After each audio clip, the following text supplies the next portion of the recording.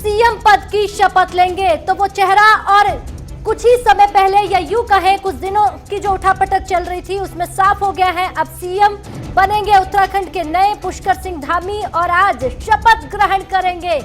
आपको यह जानकारी दे देते हैं, 2 बार खटीमा से विधायक रह चुके हैं और से इतर कई ऐसे काम पुष्कर सिंह धामी के जो इस सीट तक या यूं कहें इस नाम में आगे बढ़ाने के लिए महत्वपूर्ण माने गए थे। और ये वो चेहरा होगा जो आने वाले विधानसभा चुनाव की यहाँ पर जिक्र करे, ये भारतीय जनता पार्टी का यहाँ पर जिक्र करे, जिन्होंने एक भरोसा जताया है।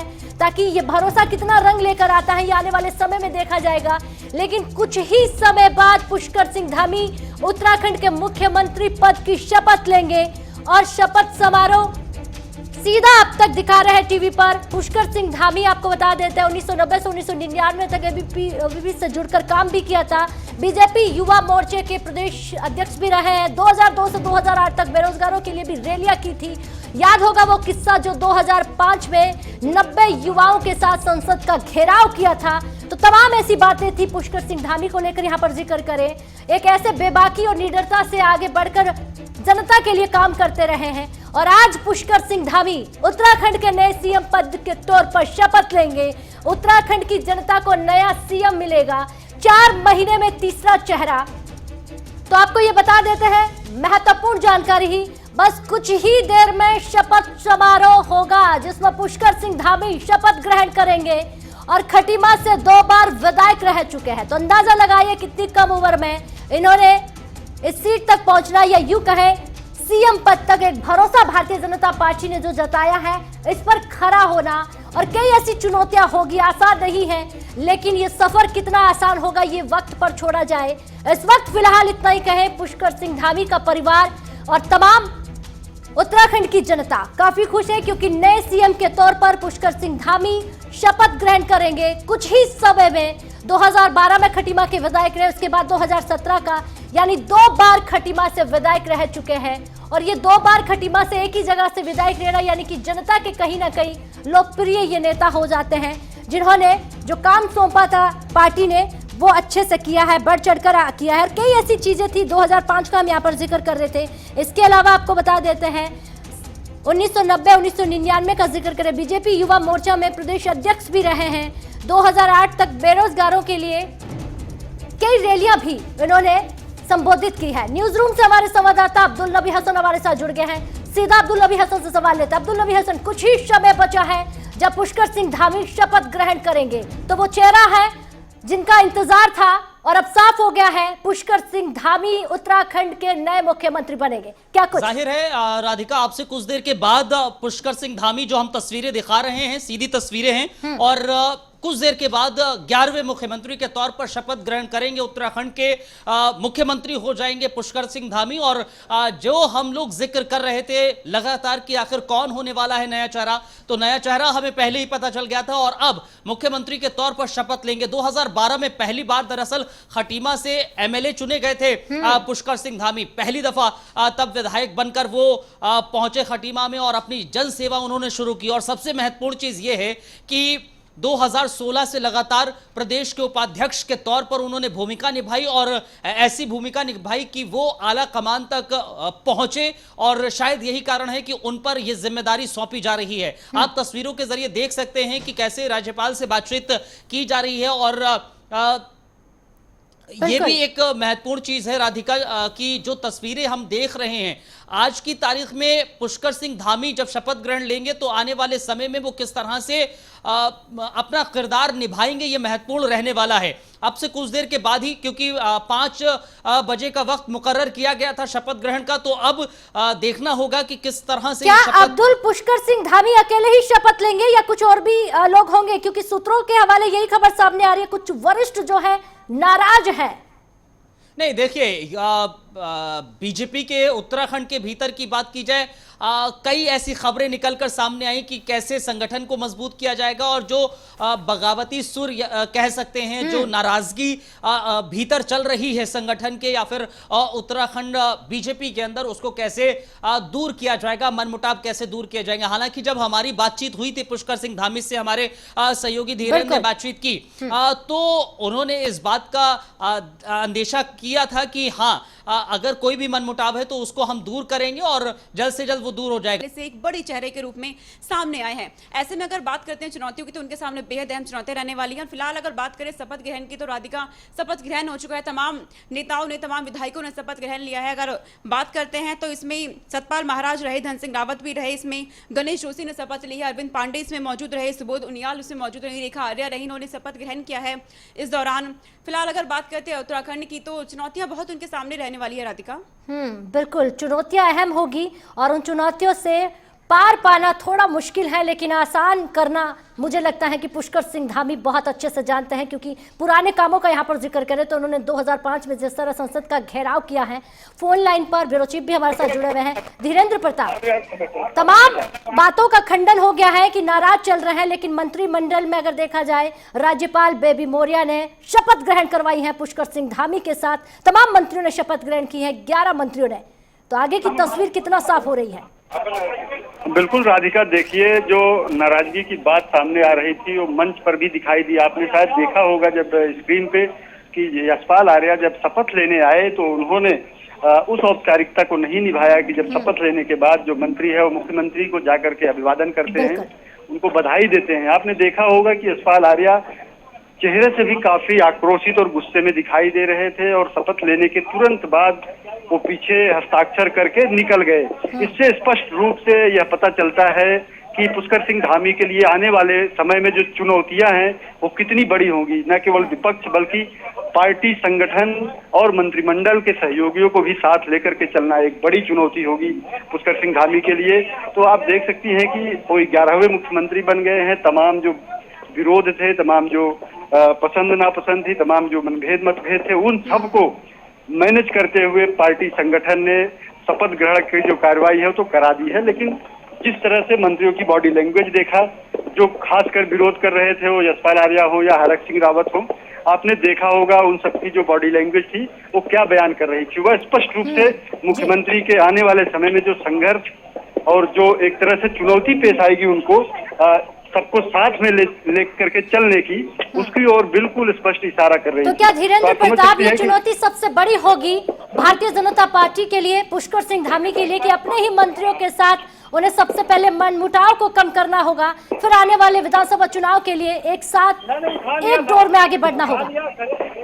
बिल्कुल राधिका, मैं आपको बता दूं कि सबसे बड़ी चुनौती तो विपक्ष है और 2022 का आम विधानसभा चुनाव है, लेकिन उससे बड़ी चुनौती जिसको पहले इनको हल करना होगा, जिसमें संतुलन बिठाना होगा, वह पार्टी, संगठन और मंत्रिमंडल के सहयोगियों के साथ उनको मनाना होगा, उनको साथ लेकर के चलना होगा। तो सबसे बड़ी चुनौती फिलहाल मुख्यमंत्री के सामने यही है।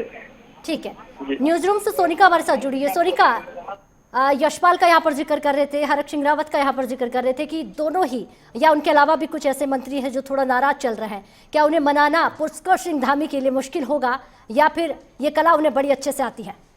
बिल्कुल राधिका, देखिए जैसे ही उनके मुख्यमंत्री बनने की खबरें सामने आई तो ये भी सामने आया कि उनके विधायक जो है वो नाराज चल रहे हैं। लगातार सुबह से मीटिंग हो रही थी, लेकिन ये बताया गया कि एक बंद कमरे में ही मीटिंग हो रही थी। दरअसल विधायक लगातार नाराज चल रहे थे। हमारे साथ देखिए राधिका अब्दुल भी जुड़ गए हैं। अब्दुल, विधायकों की नाराजगी का मामला सामने आया, क्या लगता है आगे पुष्कर सिंह धामी उन्हें मना पाएंगे या उनके लिए चुनौती होगी? देखिए, नाराजगी कितनी है कितनी नहीं है वो अभी मंच पर भी हमें नजर आ गया, जिस तरह से अभी धीरेन्द्र भी हमें बता रहे थे। लेकिन इन सब के बीच में सबसे महत्वपूर्ण चीज ये भी है राधिका, इस चीज को भी समझना है और शायद धीरेन्द्र भी इसको बखूबी समझते होंगे कि जो मंत्रिमंडल जो आया है उसमें कोई भी नया चेहरा नहीं है। और अगर नया चेहरा नहीं है, जो तीरथ सिंह रावत का मंत्रिमंडल था उसी मंत्रिमंडल को रिपीट किया गया है। इसका मतलब साफ है कि अभी कोई रिस्क लेना नहीं चाहती है उत्तराखंड की सरकार, उत्तराखंड के मुख्यमंत्री और आला कमान अभी कोई रिस्क लेना नहीं चाहते हैं। जो मंत्रिमंडल सीधे चलता आ रहा था उसी मंत्रिमंडल को रिपीट किया गया है। दूसरी चीज ये है कि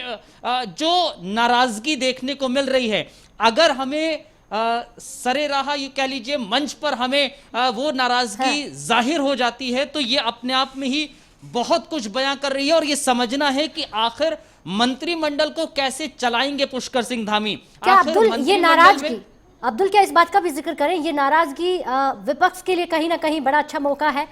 भारतीय देखिए, जनता पार्टी विपक्ष के लिए के भी लिए कठिनाइयों का सामना करना हो विपक्ष सकता के है। लिए मौका है और सत्ता पक्ष के लिए चुनौती है, जो हम लगातार जिक्र कर रहे हैं कि पुष्कर सिंह धामी के लिए क्या चुनौती होगी, कौन सी बड़ी चुनौती है, उन चुनौती से पार पा पाएंगे या नहीं। सबसे पहली चुनौती उनके अंदर अपने भीतर मंत्रिमंडल ही है कि मंत्रिमंडल में जो नाराजगी है, जो गाहे बगाहे अंदर खाने जो मन मुटाव है, उसको कैसे दूर किया जाए। क्योंकि जो मंच पर हमें देखने को मिला वो ये दर्शा रहा है कि मन मुटाव ऐसा नहीं है। धीरेन्द्र हमारे साथ लगातार बने हुए हैं। धीरेन्द्र, क्या आप इस समय जहां मौजूद हैं, क्या बातचीत आपकी किसी से हो पाई है वहां पर मौजूद तमाम लोगों से? और अगर मंच पर हमें इस तरह की नाराजगी नजर आ रही है तो क्या ये माना जाए कि आने वाला जो समय है वो पुष्कर सिंह धामी के लिए आसान नहीं रहने वाला है? बिल्कुल अब्दुल, मैं बता दूं कि मेरे साथ जो हमारी टीम है, हमारे सहयोगी हैं, धनराज गर्ग हैं या विशाखा चौधरी हैं, तिलक शर्मा, ये सारे लोग मंत्रियों से भी बातचीत करने की कोशिश कर रहे हैं, संगठन के लोगों से बातचीत करने की कोशिश कर रहे हैं और जिनसे भी अभी तक बात हुई है लोगों ने यही कहा है कि इतनी नाराजगी तो चलती है और इसको मिल बैठ के निपटा लिया जाएगा। तमाम जो संगठन के लोग हैं उन्होंने कहा मंच पर ही। जी अब्दुल, यही सवाल में कि अगर ये छोटी सी नाराजगी मंच पर दिखाई दे रही है तो इसे इतना आसानी से सुलझाना थोड़ा मुश्किल होगा बीजेपी के लिए। जी अब्दुल। नहीं, जाहिर है, मैं समझा आप धीरेन्द्र से ये पूछ रही हैं, लेकिन ये जाहिर है ये बीजेपी के लिए बहुत बड़ा मुश्किल है। मुश्किल टास्क उनके लिए ये है कि अगर मंच पर ही नाराजगी दिख रही है तो वो सॉल्व कैसे करेंगे। क्योंकि आप मंत्रिमंडल की, मंत्री परिषद की, मंत्री पद की आप शपथ लेने आए हैं और जो प्रोटोकॉल्स होते हैं, जो औपचारिकताएं होती हैं, आप मंत्री पद की शपथ लेते हैं और उसके बाद वो औपचारिकता पूरी नहीं करते हैं, आप सीधे चले जाते हैं, वो अपने आप में दर्शा जाता है। और हमने ये भी देखा है कि कई मंत्री पद की शपथ जो लेने आए मंत्रीगण, वो उनके सामने हमें ये देखने को मिल रहा था, जो सैलाब वहां पर मौजूद था वो चिल्ला रहा था, यानी कि अप्रिशिएट कर रहा था या फिर हुटिंग कर रहा था, वो उस लिहाज से देखा जा सकता है। बहुत सारी चीजें हैं जिसका अब आने वाले समय में हमें देखना होगा कि कैसे उत्तराखंड का मंत्रिमंडल को पूरी तरीके से चलाते हैं पुष्कर धामी साहब, और उसके अलावा कैसे स्मूथली वो चला लेते हैं, ये जरूर देखना। बिल्कुल। इसमें क्या लगता है, जिस तरीके से नाराजगी अब सामने आ रही है विधायकों की, आगामी विधानसभा चुनाव है, तो क्या कांग्रेस के लिए आगे रास्ता साफ होता नजर आ रहा है इससे? नहीं, जाहिर है, देखिए, जो अभी राधिका भी कह रही थी कि क्या विपक्ष के लिए ये रास्ता साफ है, विपक्ष के लिए, कांग्रेस के लिए रास्ता भले ही थोड़ा सा साफ होता नजर आ रहा हो, लेकिन खुद पक्ष, सत्ता पक्ष के लिए बड़ी मुश्किलें हैं। सोनिका जी, पुष्कर सिंह धामी ने शपथ ग्रहण की है। अब्दुल नबी भी हमारे साथ न्यूज रूम से बने हुए हैं और हमारे ब्यूरो चीफ भी। तो अगर आप वहां पर हैं धीरेन्द्र, तो जानकारी दीजिएगा, क्या कुछ तस्वीरें जो है अब आप वहां पर देख रहे हैं, क्या किसी से बात हो पाई है, और बात करने की कोशिश भी करिएगा कि क्या कुछ निकलकर सामने आता है। बिल्कुल राधिका, देखिए यहाँ पे शपथ ग्रहण समारोह खत्म हो गया, समाप्त हो गया है और लोग अपने अपने गंतव्य को प्रस्थान कर रहे हैं। मुख्यमंत्री स्वयं बहुत थोड़ी देर के लिए रुके हैं और वो महामहिम राज्यपाल के साथ अंदर कक्ष में बैठे हुए हैं, जलपान कर रहे हैं। तो जो उनके साथ के मंत्रिमंडल के लोग हैं वो धीरे धीरे जा रहे हैं।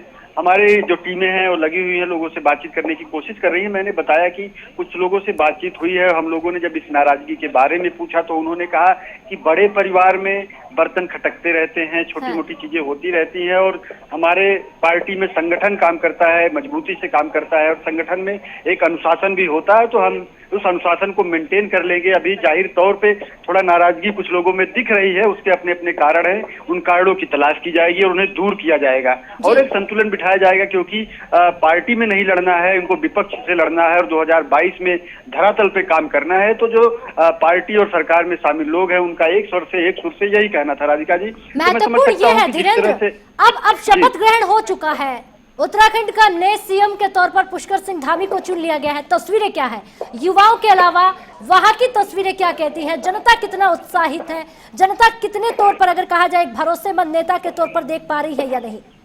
राधिका, बिल्कुल देखिए, यह कुमाऊं मंडल से शायद तीसरे मुख्यमंत्री हैं, बीजेपी के दूसरे और पूरे प्रदेश के तीसरे मंत्री कह सकते हैं। हरीश रावत, भगत सिंह कोश्यारी और उसके बाद ये एनडी तिवारी को भी लोग कुमाऊं का मानते थे, लेकिन उनको यूपी का ही राजनेता माना गया और जब भी यहाँ मुख्यमंत्री रहे यहाँ के लोगों ने उनको माना ही नहीं, यहाँ का, उनको उत्तर प्रदेश का ही माना। तो इस तरह से कह सकते हैं कि कुमाऊं मंडल को तीसरी बार जबकि गढ़वाल मंडल को 7 से 8 बार ये मौका मिला। तो कुमाऊं के लोगों में बेहद खुशी है। दूर दराज के लोग यहाँ, सीमांत पिथौरागढ़ के लोग भी यहाँ पे थे और उनमें बेहद उत्साह देखा गया। आप देख रही होगी टीवी स्क्रीन पे, और जब मैं फोनों पे बात कर रहा था तब भी हमारे अगल बगल में कितना उत्साह था। लोग नारे लगा रहे थे पुष्कर सिंह धामी के लिए कि युवाओं ने भर दी हामी, पुष्कर धामी पुष्कर धामी। तो इस तरह के बहुत सारे नारे लग रहे थे। लोगों में बेहद उत्साह है और पुष्कर सिंह धामी कम से कम मैं कह सकता हूं कि बीजेपी को, कुमाऊं में बीजेपी के कार्यकर्ताओं में एक नया संचार फूंकने में सफल हुए हैं आज शपथ ग्रहण के साथ ही। अब उनको धीरे धीरे पूरे प्रदेश में इस जो उत्साह का संचार है इसे करना है और अपने कार्यकर्ताओं में ऊर्जा भरनी है। 2022 की महाभारत के लिए तैयार करना होगा उनको। बिल्कुल, सोनिका न्यूज रूम से बनी हुई है। सोनिका, जानकारी दीजिएगा 2022 के लिए ऊर्जा भरने का कितना काम कर पाएंगे पुष्कर सिंह धामी? बिल्कुल, देखिए राधिका, 2022 की अगर हम बात करते हैं तो काम तो उन्हें करने ही होंगे क्योंकि समय बहुत कम बचा है। लेकिन अगर बात करते हैं विकास कार्यों की तो पिछले मुख्यमंत्री के द्वारा जो कार्य किए गए हैं, जैसा कि उन्होंने कहा कि रोजगार का उन्होंने ऐलान किया था, तो अब उनका पहला कार्य यही होगा कि रोजगार देना युवाओं को, क्योंकि युवाओं के लोकप्रिय नेता माने जाते हैं। ऐसे में युवाओं को साधना बेहद जरूरी होगा क्योंकि बीजेपी इसी फॉर्मूले के साथ भी चल रही है उत्तराखंड में, क्योंकि युवाओं को उन्हें साधना है। अगर बात कर रहे हैं हम पुष्कर सिंह धामी की, साफ सभी के हैं, तो ऐसे में विकास कार्यों द्वारा जो उनके द्वारा किए जाएंगे उत्तराखंड में, लगता है कि जातीय समीकरण भी अगर देखा जाए, क्षेत्रीय समीकरण देखा जाए, तो बीजेपी कहीं ना कहीं अपना सियासी पारा वहां पे दाव चलाने में बेहद सफल भी रही है। राधिका, बिल्कुल बिल्कुल, तो ब्यूरो चीफ बने हुए उनसे जानकारी ले लेते हैं। क्या धीरेन्द्र, युवाओं के साथ 2022 का चुनाव साधा जाएगा और ये मानकर चले कि भारतीय जनता पार्टी को विजय संभव है?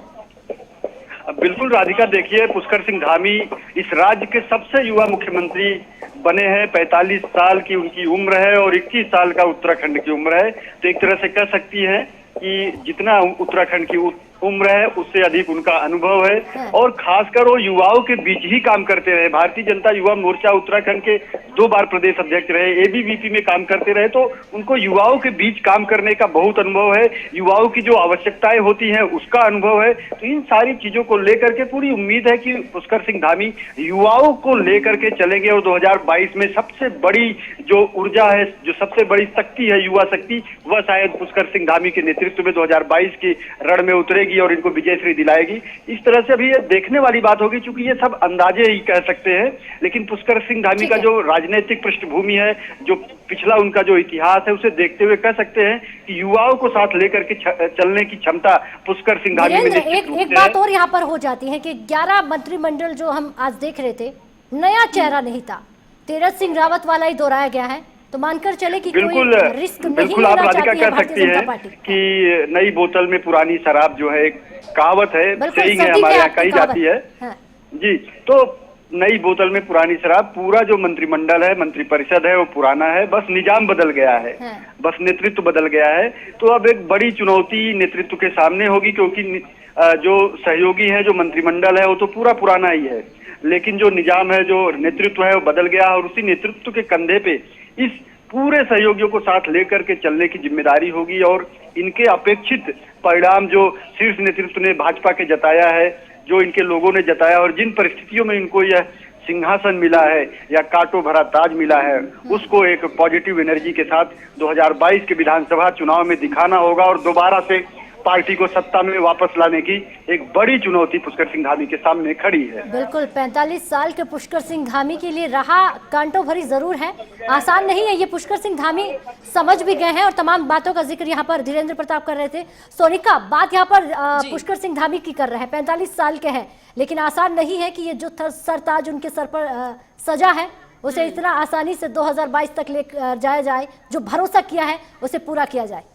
देखिए, बिल्कुल जैसा कि आपने कहा 45 साल के हैं, अब उनके ऊपर एक जिम्मेदारी दी गई है। जैसे उन्होंने प्रेस कॉन्फ्रेंस करी, जानकारी भी दी थी, जैसे ही उन्होंने मुख्यमंत्री बनने के ऐलान के बाद उन्होंने प्रेस कॉन्फ्रेंस की, उन्होंने कहा भी कि वो सबसे कम उम्र के हैं। ऐसे में लोकप्रिय जितने भी नेता है बीजेपी के, बड़े चेहरों से उन्हें प्यार भी मिलेगा और सम्मान भी मिलेगा। उन्होंने कहा कि उन्हें पूरी मदद भी उनकी तरफ से मिलेगी, तो वो पूरी जिम्मेदारी भी अपनी निभाएंगे जिस तरह से उन्हें कार्य करना है।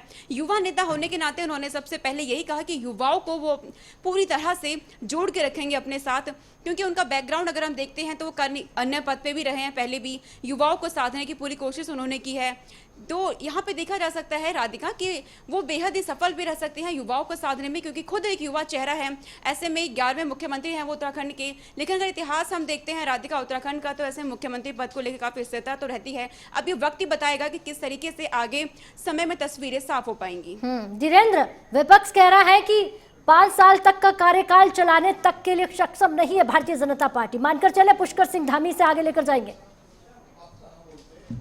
धीरेन्द्र, जो विपक्ष कह रहा है उसका जवाब बीजेपी को जरूर देना पड़ेगा, क्योंकि होता क्या है राधिका, जब प्रचंड बहुमत मिलता है तो राज्य की जनता और सियासी जगत के लोग आश्वस्त होते हैं कि सरकार 5 साल चलेगी, नेतृत्व एक व्यक्ति करेगा। अब जब सरकार अस्थायी होती है तो विकास कार्यों को गति मिलती है और एक जो जवाबदेही है वो भी तय होती है।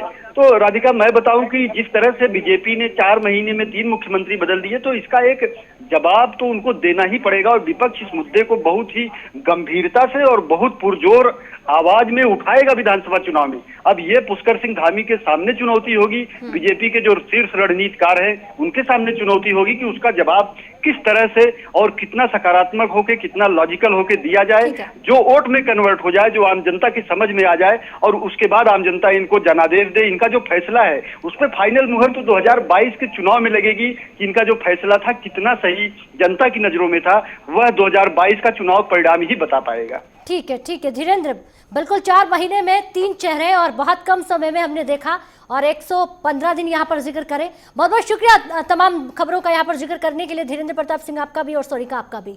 तो आज उत्तराखंड की सरकार को नए सीएम के तौर पर तीरथ सिंह, आपको बता दें, उसके बाद पुष्कर सिंह धामी को चुन लिया गया है और पुष्कर सिंह धामी उत्तराखंड के नए सीएम तौर पर चुने गए हैं। अब आगे बड़ी चुनौतियां होगी, बड़े काम होंगे और इसी के साथ, इस भरोसे के साथ ये सरकार आगे चलेगी। फिलहाल छोटे से ब्रेक के लिए रुकते हैं, ब्रेक के बाद फौरन हाजिर होता है।